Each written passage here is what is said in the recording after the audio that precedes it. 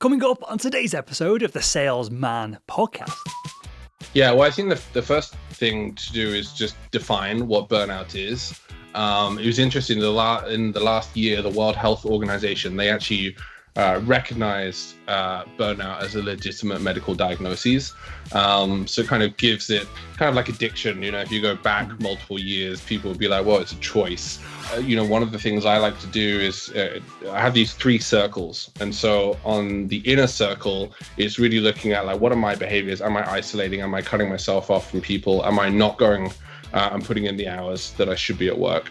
Hello, Sales Nation. My name is Will Barron, and I'm the host of the Salesman Podcast, the world's most downloaded B2B sales show. On today's episode, we have the legend. He's been on the show a few times now. The legend that is Tim Clarke, and he is the CEO and founder of UNCrushed.org, which is a platform and a community for mental health awareness. And on today's episode, we're getting into B2B selling burnout, how you can recognize it, how you can deal with it, and how you can approach your manager to set some boundaries, a whole ton of other topics related to this as well. This is a really valuable episode for all salespeople, so I'm glad you're listening to it or you're watching it on YouTube if you're watching the YouTube version of this right now. And with that, let's jump right into it. Right, well, on today's episode, we're going to get into a topic. We can go multiple ways with it. It's a conversation. We'll see where it goes. But I want to talk about how we can, at the end of the goal of the show should be to how we can avoid to having burnout in B2B sales. And we'll get into why I think B2B sales is particularly set up for burnout and a whole lot more. And I don't want to put you on the spot here if you don't have the numbers in front of you, but even anecdotally, what percentage of either salespeople or just employees in general face burnout, I guess, each year or in their careers? Yeah, well, I think the first thing to do is just define what burnout is. It was interesting, in the last year, the World Health Organization, they actually recognized burnout as a legitimate medical diagnosis. So it kind of gives it kind of like addiction. You know, if you go back multiple years, people would be like, well, it's a choice. But now obviously it's recognized. So this is what they say in the ICD-11. They say burnout is a syndrome conceptualized as resulting from chronic workplace stress that has not been successfully managed. It is characterized by 3 dimensions: feelings of energy depletion or exhaustion, increased mental distance from one's job, or feelings of negativism or cynicism related to one's job. I'm sure we can relate to that sometimes, and reduced professional efficacy. And there's been a whole bunch of surveys over the years that have looked at research. UNCrushed, the 501c3, we actually researched, ran a survey with B2B sales professionals, and of those, 67% of those of the respondents strongly agreed that they are currently close to burnout or experiencing burnout. And this is a completely multi-layered thing. It's not just looking at the impact on the individuals. There's also a management and executive aspect as well. There's another survey that said 95% of human resource executives think that burnout is hurting efforts to retain workers. And, we look at HR, it's all about attracting employees, retaining employees. So all the financial impacts, I've just given you a ton of stuff to work with. But in essence, burnout is real. Burnout is really impacting an individual's productivity at work. Burnout is hurting someone's mental health, which has the knock-on effect with one's family. And it's also impacting organizations as well. And and this is all before COVID, by the way. All this research is all before COVID. So imagine what it's like now. Is this so my partner's a doctor. I use those anecdotes all the time on the show. And I feel like a lot of medicine is, here's a diagnosis, here is the solution. But it seems like this is more on a sliding scale, right? Because there's been plenty of times where I've been exhausted because of work. I've been driving around like a nutter selling medical devices to surgeons that didn't want it. I've been negative about my job because of not been hitting target because of whatever reason. And then the third element kind of ties into both of them and pulls it all together. But I don't feel like I felt burnt out. So is this on a sliding scale, Tim? Can we feel some of these things? And is it I think you used the word chronic stress. Is it the chronic element of this that adds up to burnout over time? Yeah, and I mean, as you asked me the question, one thing I should say is I'm not a certified medical professional, so I'm just going to throw my caveat out there, and I'm really speaking about my personal experience Yeah. and the people that I've had these conversations with in the B2B sales industry. I think it can be on a scale. One of the things I like to do is I have these three circles. And so on the inner circle is really looking at like, what are my behaviors? Am I isolating? Am I cutting myself off from people? Am I not going and putting in the hours that I should be at work? In the middle circle, what are some of my slipping behaviors? So perhaps I'm not returning people's calls. Perhaps I'm telling white lies. Perhaps I'm not turning on my web camera for a meeting. So these are the slipping behaviors. And then on the outer circle, what are the behaviors that I'm actually doing for my mental health? So am I meditating? Am I listening to music? Am I working out? Am I walking the dog? And so sometimes it can help just to spend some time and write out those behaviors because it's so personalized and individualized. And then it can help an individual to recognize, where they are on that scale. But it can also manifest itself in different ways. So it could start off with someone just for example, last time we talked, I was a workaholic. I would work around the clock. And I had a manager, this is probably going back to, 2009, let's say. And he was worried one time because I didn't respond to an email within 5 minutes. Mm-hmm. And I think he was joking. But that was the expectations that I set up for myself was that, I respond to you quickly. That's what I'm all about. For me, that's not sustainable. I got to, and I'm happy to go into this, I got to a certain point in my life where that didn't work out anymore. So for me, burnout manifested itself as a complete mental collapse, turning into addiction, turning to lots of different areas. That doesn't have to be the case for everyone whatsoever. It could turn into someone looking at just their job. They may not be happy at their job anymore. They may want to take on a different role. I guess the key message here is you don't have to hit bottom, reject the job or create arguments or send shitty emails. You don't have to hit that point in order to start to find some wellness. Sure. So we'll lead the second half of the show with how we can avoid burnout, because I've got a bunch of notes here already from anecdotally from yourself, Tim, of boundaries, perhaps having a journal, having ways to manage and monitor yourself over time, right? But I if it's okay with you, I feel like it'd be useful for the audience to paint a brighter picture of kind of what you went through with this and how this manifested in yourself, because I think it was it 3 or 4 years ago that we met in San Francisco, and clearly you're an extremely hard worker, but I would have never, from a few conversations with you, guessed that perhaps you were feeling, stressed and burnt out and everything that came kind of beyond that as well.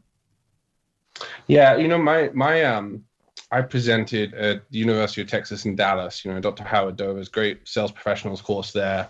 And I was presenting on behalf of Salesforce, talking about the state of sales report that we'd released that year. And it was great. I had all these lovely LinkedIn messages. He's very great at getting his students, to use social media. But I felt like a fraud because there was this, very well polished guy in the suit, probably wearing the outfit I wore in the last podcast when I didn't have a beard. And I was watching. I looked 12 years old. But I really felt like a fraud because I was just, I had all these students that are going, we want to do this. We want to go into that career. Thank you for inspiring me. And I had all these other aspects of my life going on. I was in an extremely unhealthy relationship. I hadn't dealt with the loss of my dad. I hadn't dealt with various childhood traumas. The way I like to describe it is if you imagine a tree and on the branches, you've got things like codependency or lack of boundaries or addiction. And by addiction, I'm not just talking drugs. It could be sex. It could be love. It could be social media, gaming, shopping, and eat food. So these are all the branches. But I needed to look at the roots. What was the reasons for why whatever gap I had inside of me manifested in these ways.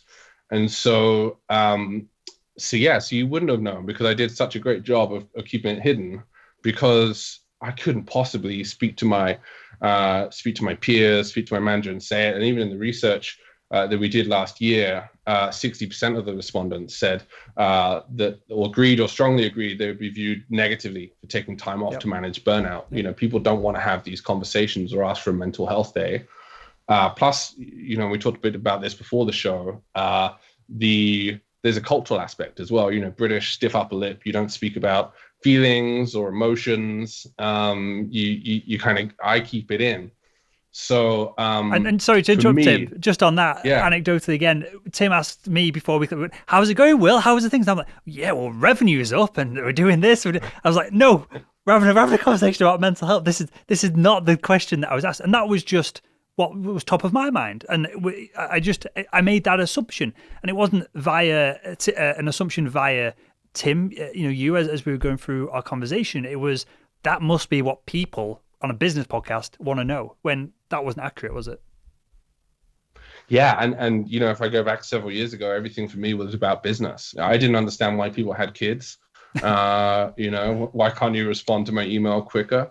But for me now, like, I have a life. I know what's important to me, and work is massively important to me. However, my wellness is really important to me as well, and that's because I've looked at some of those root causes.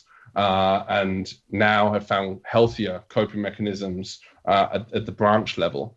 So, you know, I think this is a really tough one for employees, and whether it's any aspect of mental health or burnout, is how do you start to ask for help? And again, this is one of the things that we looked at when we created UNCrushed, which was in America, 1 in 5 people, again, pre-COVID, that's probably 5 in 5 now, experience a mental illness. Yet nearly 60% of adults with a mental illness don't receive mental health services. And that was astonishing to me. And that's why I decided to go public with my story, my personal experience. It could jeopardize me at some point. You know, if I apply for a job, who knows what to put in the legal side, legalities to one side. I could easily be discriminated against. My story is all over the internet. But it's so important to me to share my truth, because when I was struggling, if I knew, Will, that you had an issue with, let's say, cocaine, or you were struggling with burnout and you recovered from it, I would have come and talked to you. And for me, there was a coworker who had shared with me a few years before some of his personal challenges. And I went to that person because he had shared with me his personal experience. And for me, that's where the connection is so important. And that's why I share my truth and have this deeper level of conversation, because this is authentic, because people deal with shit. And I just think we're all just lying to ourselves if we're saying we don't experience this. Look at COVID this year, and now we're all working from home. People are homeschooling. It's just getting worse and worse and worse. And so how do we, Johann Hari, who's an amazing researcher, he's got a couple of TED Talks, and he talks about the opposite of addiction is connection. And that's so powerful for me. And again, replace the word addiction with mental health or burnout. The opposite of burnout is connection. It's so important that we connect with each other and that we talk about this. And I think it's challenging in B2B sales. You know, we all have to maintain a certain professional image. I'm not suggesting call up a prospect and say, hey, yeah, I got drunk last night, or, you know, or I'm really struggling with burnout. But how do you find your safe people that you can talk to and take care of yourself? So how do we know if this is affecting us? And I don't mean that flippantly. And I'll give you from an ongoing joke that I have with my partner. So she comes home from work. She's a doctor. She deals, especially with COVID, she deals with all these crazy things. And I will force her to tell me everything that's going on, and I can see her be relieved. Right? She gets it off her chest. I can physically see her posture change. And she's, if she wasn't with me, she'd be absolutely fine. She'd deal with it all, and she's trained in it as well. Clearly, salespeople aren't trained in how to deal with, and you know, maybe salespeople aren't dealing with what she sees every day. Fine. With that said, the ongoing joke that we have is she'll turn around and go, well, how are you? And I'll be like, I'm fine. And then I'll tell this daft story about anything that is wrong with me. As I'm a bloke, I'll stuff it into a tiny little ball, throw it to the back of my brain. Eventually, it'll stack up and actually be worth kind of uncovering and embracing and doing some discovery on. But for now, I just kind of crush it up. And I'm joking when I say this to her because I feel fine. But how do we know when our lives how do we know when we are getting burnt out versus we've just worked particularly hard this week and we've had a bit of a cold? And again, do you understand? I'm not trying to make this flippant. I'm trying to say, how do we know when, okay, enough is enough? So I think there's a few things there. What I hear, again, with the kind of stuffing in, Brené Brown refers to this as toxic masculinity. And she's a researcher at the University of Houston in Texas. And I think her TED Talk on shame is the second most watched TED Talk of all time. And she talks about how she would do a book signing, but she would only research shame for women. And the husband of a woman came up to her to get the book signed, and he said, "Why don't you research men?" And she was like, "No, I just research women." Mm-hmm. And he talked about how his wife and daughter would rather see him die on the horse than fall off the horse. Mm-hmm. And so there is this imbalance here as well. Some generalizations coming up here now. Women are a lot better at coming forwards and speaking about their feelings. Men in general are not. And again, let's look at B2B sales. People probably are not going to come forward like you would if you were a therapist. Therapists get therapy as well. And so I think the first step that we need to do is to actually feel comfortable with talking about our emotions. Again, going back to that safe person. And this is all part of breaking down stigmas. We've seen a number of movements this year around discrimination and equality. And I put mental health in the same bucket. Why should I discriminate against someone because they've been struggling with something in their life? And it is tough. Like, I've been on disability several times, and so I worry how I would be perceived in the workplace. Am I still strong enough? Am I not? But very, very specifically, going back to your question, I think the answer is boundaries. Go back to those circles. What boundaries do you have for yourself? So if you are committed to working 8 hours a day, or to securing a certain amount of leads per day, or to having a certain amount of customer conversations a day, but then you're doing maybe double that or triple that, just because you want to keep pushing, that may be fine if that's within your boundaries. If you're doing that repeatedly every single day, I mean, I'm not the person to say what's right and what's wrong, but it comes down to the individual, and they don't need to do anything, but they get the opportunity to set their own boundaries. So I think, first of all, it's within the individual. I think secondly is looking at the relationship with the manager. Again, there are different leadership styles out there. And sometimes there are certain jokes that a manager may make. There may be a lack of training potential. It may not be a safe environment to come forward and share. The amount of times I've cried on my one-to-one with my manager, I feel extremely comfortable, and I feel lucky, for that relationship. So what level of communication do you have? And then finally, what do you have within the team? Is it the sort of team that is extremely competitive? As when I was, I was in sales 10 years before I moved over to marketing, and I find it can be such an individualized sport as well as a team sport. Mm-hmm. So the people you're working with, is there a lot of gossip? Is there a lot of rumor? Because all these little things, they're like little cuts. I mean, to me, mental health is like wounds. And then how do you start to heal or change your relationship with those wounds? But people normally think it's, oh, my dad died, that's a big wound. Or someone was caught in a car crash, that's a big wound. But it's called big traumas and little traumas. And as you look at the little traumas, they're all these little paper cuts. And it could just be, someone gossiping about you or bitching about you on social media. These things can start to take their toll. So I gave you a very long answer there, but hopefully that helps. Yeah, again, my experience of this mirrors this a lot, which is really interesting, right? Because I've never, and this is part of the problem. I'm my worst enemy in that I don't really care if someone's gossiping about me. I remember at one company I worked at, it was the last company I worked for before starting the business, I had a beard, but basically this. In fact, it might have been slightly shorter than this. And we weren't allowed beards. But clearly no one can say that you can't have a beard. It can't be, HR would have a nightmare with that. So it was like an unwritten rule. And I went to this national sales meeting with a beard. And I was the only person, the company only hired male sales reps. It was massively, I'm not saying it was massively sexist. It might appear from the outside to look that way. As I've just kind of like outed who the company was by saying it was the last organization I worked for. So And I went to this, and there was so much bitching and gossiping, and oh my God, Will's got a beard. And then the national sales manager came over, and I was like, "Look, mate, are you bored about this?" And he was like, "No," shook his head, and that was the end of it. So I feel like where I'm going with this is that stuff like that doesn't bother me, but on the flip side, I whether it's programming, it's societal programming, I wouldn't. If I was nervous about that, I wouldn't have asked permission for it. I feel like I've been programmed and trained as a bloke to, what's the saying? Take the action and ask for forgiveness rather than permission. I feel like anything where I have been stressed out at work, if I am doing more hours than what I should be, if I haven't set good boundaries, it's not necessarily the organization that is pushing it on me, because I feel fine to say I'm not answering my phone after 6 p.m. You're not paying me for that time. But I feel like anytime I have been feeling the symptoms of you describing here, Tim, it's because I put it on myself as opposed to external forces. So with that, how much of this is put on us via our environment, and how much of it is just put on ourselves?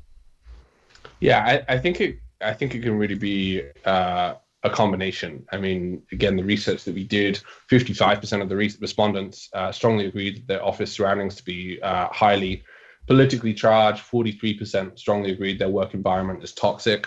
So, potentially we're looking at kind of a 50-50 sort of setup here. It's going to be so individualized. We had one of the gentlemen I work with in Canada, Jeff Risley, and he runs the Sales Health Alliance. And we were having this LinkedIn conversation around mental health and how do you feel comfortable in approaching your manager to take a day off work? And someone started engaging on the thread saying, well, if someone had raised a question for mental health day, I'll fire them. Now, wow, let's just put aside that conversation between potential conversation between the individual and manager. All of a sudden now I go on his LinkedIn profile and I see what company he works for. Never going to work for that company now. And so people really are looking, and I will come back to your question, people are looking for organizations that are supportive of mental health and mental wellness. If we look at HR, what are the two main focuses? It's attracting talent and it's retaining talent. It goes way above and beyond the number right now, particularly with COVID. So I think from the cultural aspect, going back to your question, there is a focus from many organizations right now. They're doing training. How do you not have unconscious bias? How do you start to create, like at Salesforce, we have so many wellness initiatives. It's great. Most organizations of a certain size have an employee assistance program with lots of benefits. There's still a big area of development for managers. If I was a manager and someone came up to me and said, hey, I'm really struggling with an addiction problem, I probably would know what to say to that. Most managers would not know what to say to that. And in general, organizations don't actually want to know the specifics because it could open them up to a discrimination claim. So one thing, if you're listening to this specifically and you're struggling, you don't have to share all the details with your organization. That information is protected, but it is important that you can work to find your voice and ask for help. So I think that's the organizational level. The personal level, I think this could really go back to childhood. If I look at my relationship with my mom and dad growing up, well, my mom had postpartum depression through all three kids. And so the message there I got, even though she was struggling with her mental health, was I'm unlovable. I'm not worthy of love. I'm not good enough. And then my dad, very strict, physical, hitting with the belt, punishing, neglect, and yet still really loving. And so it's like, here's love, and then no, I'll take this love back. And so for me as an adult, the child was running my life as an adult. Mm-hmm. And so, you look at in the sales world, like as long as I'm hitting my number and as long as I'm continuing to generate X, Y, and Z, great. Can't believe I just said Z. I'm becoming way too That is way too terrible, American here. Tim. That's a shocker, that, mate. You'll be saying, what, aluminum next? Aluminum. I can't bring myself to that. But yeah, so essentially it's, for the individual, what are your boundaries? And then really look at where the message is coming from. One final example is you may look at me and go like, hey, you've lost some weight. I may internalize that as going, oh, I was really fat before, rather than taking your comment. And actually the week that we're recording this, is Invisible Disabilities Awareness Week.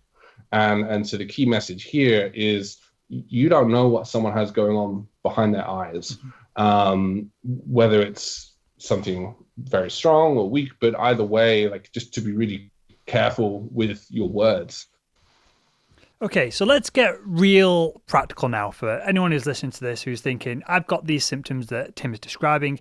I'm not feeling great. I have been doing the usual bloke thing, if it's a man listening, of what Will does, is shove it into a little ball, throw it away until it scuppers him later in life. Clearly not ideal.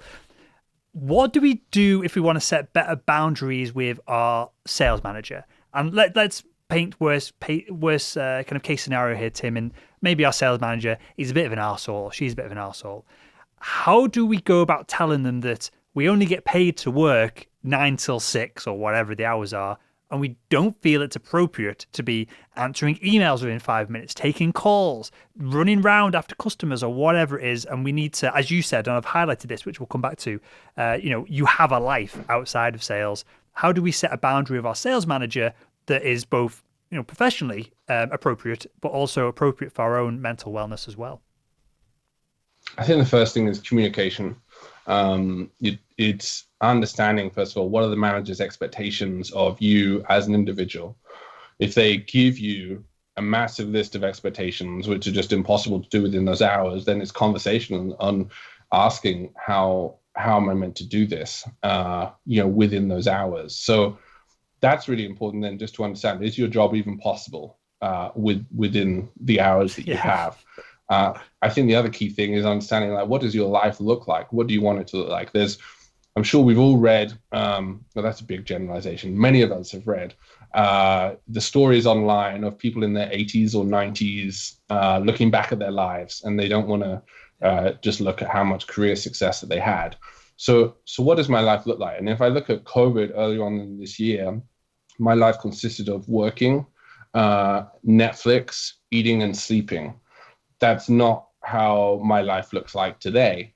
I'm very intentional at getting out of the house, at doing exercise, at taking my dog for a walk, going for hikes.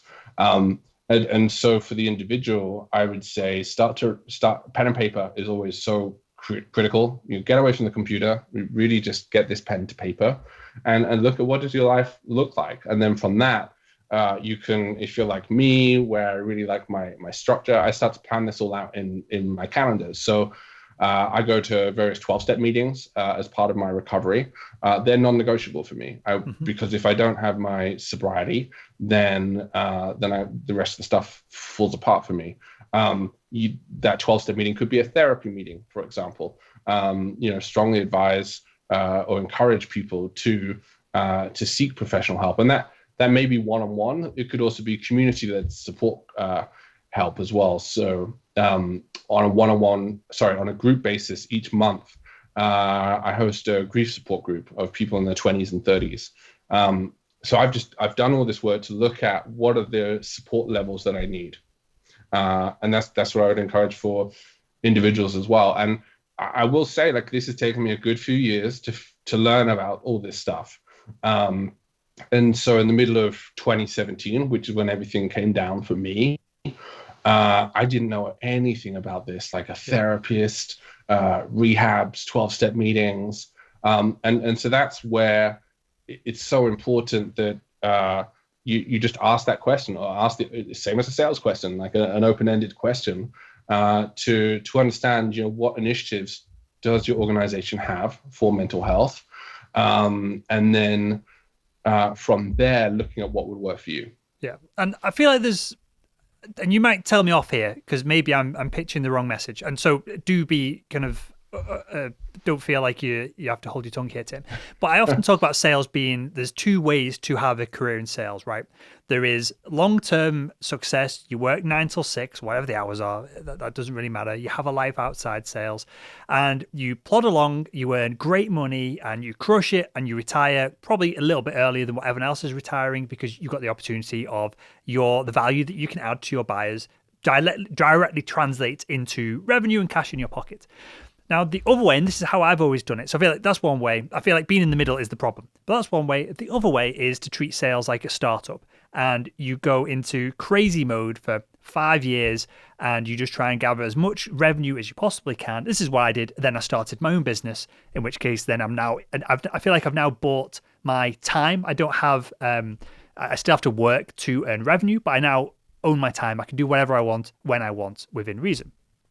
So I feel like they're the two ways that I always recommend salespeople go about sales. Just, if possible, work your nuts off for 3, 4, 5 years, save a chunk of cash in the bank, pay off your mortgage, whatever it is, reduce your responsibilities. As long as you can hack it in that intense period, you've set yourself up and you can retire earlier than ever before, whatever it is. And I still think working in a sales job, you're probably going to earn just as much money as the chances of succeeding in your own startup anyway. And so, that they're the two things I recommend. Am I right? Is it fair then to say that, that's probably not great for your mental health, but you can get it over and done with, and the longer, more succinct way of doing things is probably better for your mental health long term? Is it fair then to say, Tim, that being in the middle of those two areas is where things tend to fall apart? I think you can fall apart in any end of that spectrum. When, again, you can Google this, there is such a high percentage of burnout within the startup industry. Mm-hmm. It's just so challenging. And then, what you've just shared there is a success story. There are many stories which are not successes. Yeah. And so then someone will go, or even with successes, someone will go from one startup to another startup to another startup. My background's not in startups, so I haven't had that personal experience. We have a number of people on the volunteers on the UNCrushed team, though, who do work for startups, and they're one of them is in HR. She's extremely busy, with regards to supporting those employees. I think the other thing as well is you don't know what you may be disposed to, and what I mean by that is I had no history of addiction in my family whatsoever. However, when I add in the stuff that happened in my childhood, add in the sudden loss of my dad in 2013, add in workaholism at whatever level, and then someone offers me, a certain substance, really bad setup, for failure. Many people are also genetically disposed to addiction and mental health issues in general, around depression and so on. And again, my caveat earlier, I'm not a mental health professional. And so the short answer is you could be at any end of the spectrum.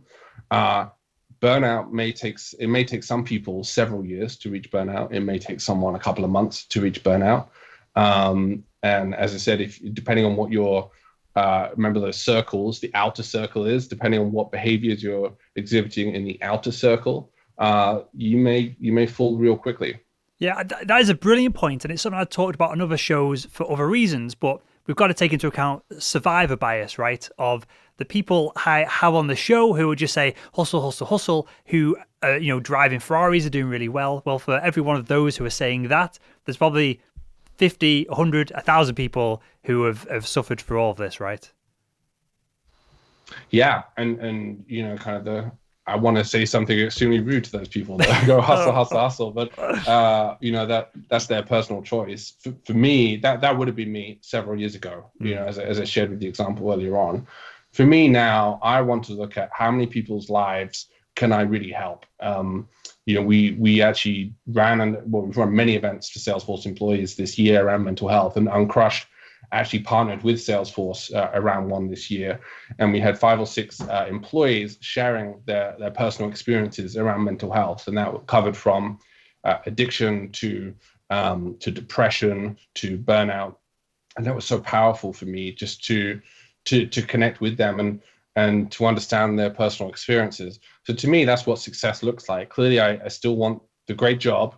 And I love the employer and am grateful, it funds a certain lifestyle that I have.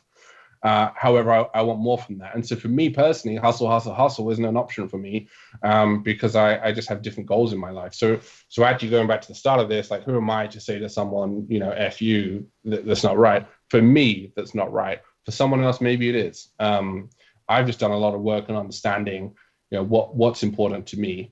And how do I want to make an impact in this world? And I think Mark Benioff talks about this. The business of business is changing the world, and we've seen this so many times. And I don't speak on behalf of Salesforce here. I speak as kind of from the outside as well as an employee. but it's so powerful to see, for me as an individual, to see a company that, let's look at Indiana, for example. I think it was 2016 when Mike Pence wanted to sign in certain legislation to discriminate against LGBTQ employees. And then Salesforce decided, well, actually, we're standing up against this, and we're threatening to pull out all their employees. Like, I aspire to be someone like Mark Benioff, not to work as many hours as he works, but to stand up for what's right, rather than just putting money and shareholders first. It goes full circle back to your question earlier on about individual versus employer. Like, I'm grateful for the employer I work for because I truly believe that they care. Okay, so I've covered a lot of ground here, Tim. We've covered perhaps some of the signs and symptoms that you might be facing burnout, even if you haven't realized it yet. We've touched on there's probably a way to describe this, but the man element of this. We're both blokes sat here. We're both probably not as open, or me anyway. I've not been as open as what I should be in perhaps discussing this thing with my partner, or getting help with different things that I've been through. Right, we've been through setting boundaries with our sales manager. You've just touched on building an actual life rather than just working every hour of every day, because as you alluded to, there's tons of studies, and there's a good book, I can't remember the name of it, where a researcher went and looked at elderly patients. And my partner's a geriatrician, so I have these conversations regularly. But this researcher looked at elderly patients as they were in hospice and what they regretted in life, basically. And it's a really positive book. It seems like it's negative, and a lot of it is the regretted time they spent at work. They would have rather earned less money, had a Porsche rather than a Ferrari, a Golf rather than a Porsche, whatever it is, and they would rather have 7 dogs and spent more time with the family. So we've touched on that as well. But for anyone who wants to learn a little bit more, the answer is UNCrushed.org, which we'll touch on in a second. But prior to that, Tim, are there any books you recommend? Are there any resources? Are there any other places that they can go before we then wrap up by talking about UNCrushed? Yeah, I mean, for me, Brené Brown's research has been so inspiring. And she has a couple of Dare To books where both at the individual level, really focusing on a number of techniques like gratitude lists, through to a manager as well. I think it's called Dare To Lead, and really just looking at how you can be an inspiring manager. Thankfully, I listened to a number of the Joe Rogan podcasts as well. One of my favorite episodes is with Johan Hari, where he really just talks about how addiction is treated in the world by different countries, and legalization, decriminalization, shame. Because for me, all these things contribute to burnout and contribute to mental illness. I will caveat this with, I have also gone down a rabbit hole of self-help books and self-help podcasts. And sometimes it's just good just to pick up the phone and call someone else and just ask how they're doing. Sure. One book that's have you heard or have you read, I can't remember the author's name off the top of my head, it's called A Road Less Traveled.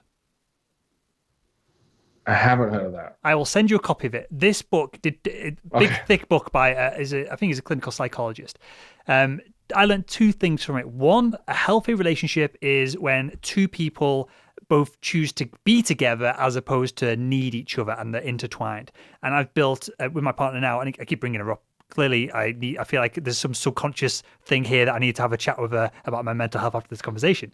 Well, you're just sharing so much on your personal life. It's great. Well, that's one side. But that helped me when I explained that to her, that concept. She's like, oh yeah, that makes total sense. And she's really independent, I'm really independent, but we choose to be together as opposed to we're so tangled up. And the other thing I learned from it as well, which I think ties into some of what we're talking about here, is the moment that you become an adult. And I'm paraphrasing here, and I'm not doing the book justice, but the book talks about the moment you become an adult is the moment that you can say no to your parents and you don't care about it. And I know even lots of my friends now, and clearly I'm not going to call anyone out because I know a couple of them listen to the show, but their mum will ring them up and they'll be, I've got to get this and I've got to do that. And they're so entwined into the thoughts and opinions, especially of the parents, but of other people as well. But they have to, the parents' opinions they treat them the same as when they were a child. And when you're a child, you don't know better. You're learning from your parents, hopefully, and they're there to guide you and put you in the right place. But when you become an adult, you can choose to listen to them. You don't have to. And there are two things I got from that book, and they've been brought up in this conversation directly or indirectly, Tim. And I think there's a lot of value in. I'll link to the book in the show notes for everyone who's listening. I'll send you a copy. But I got an awful lot from that book, and I feel like if I hadn't have learned these few kind of life facts that no one teaches you, right? Maybe I would be a different person now as well. Yeah, and one thing that jumped out for me there was when you're an adult, and so I would just question, like, are you an adult? Not you as an individual, but for the listeners and the watchers. As I shared, I was let's go back a few years, like 31-year-old or 11-year-old operating in a 31-year-old's body because I had to grow up way too fast as a kid, and no one really teaches you around boundaries and how to act as an adult. And I'm not just talking about the material things. I think the one last thing I want to add is I think some people may watch this and go, well, yeah, but we've got to work really hard, because we still got to bring in some good money, and so everything I'm saying, this is just my personal journey of recovery, and these are the personal decisions that I've made for myself. When we look at the pandemic of COVID, and the amount of suicides that have gone up, the overdoses that have gone up, burnout that's gone up. This is real. This is not like the conversation around climate change, for example, which I think is extremely real. Science is and this is America that we live in. It's mental illness is extremely real. And so I think all I'm doing is sharing my personal experience in the hope that one other person may go, hey, this may actually help if I take some time for myself. Yeah. Well, look, 40,000 people are going to listen to this and view it on YouTube, Tim. So I'm definitely think you're going to have, you'll touch a few people here and got a few people thinking and a few cogs turning, I'm sure. So with that, tell us about UNCrushed, where we can find out more about you as well, mate. Yeah, I'm representing my lovely UNCrushed shirt. So UNCrushed is really a platform and community to help people connect with each other and share their personal experiences with mental health. It's completely free. It's completely open. We have over 150 people that have come forward and shared their personal experiences over the last year. And it's so important. And the reason we came up with the name is actually with B2B sales. How many times have you been told to crush it, crush your number, crush your quota, but you're getting crushed yourself? So how do you become uncrushed? And a big part of that is through connecting on people's personal experiences. So as I said, all free, all open. We have a ton of resources out there as well, international to both predominantly US and UK, to connect people with support, whether it's addiction, schizophrenia, eating disorders, sexual abuse, domestic violence, depression, the whole spectrum. Amazing stuff. Well, I'll link to everything that we talked about, including uncrushed.org, in the show notes to this episode over at salesman.org. I needed to word that carefully then, because I was nearly forgetting my own name, Tim. And with that, mate, I want to thank you for coming on the show. I think this sounds really weird and cheesy, but I think you're a brave fella for opening up like this and sharing these stories. I think that there's we touched on it a bunch of times. There's a weird male archetype of just shut up and get on with it. And I think you booking that and being open is a real value to men, women, and whoever else is listening to the show as well. So I appreciate that, Tim. I appreciate you. And I want to thank you again for joining me on the Salesman Podcast. Yeah, thanks, Will. It's been a pleasure.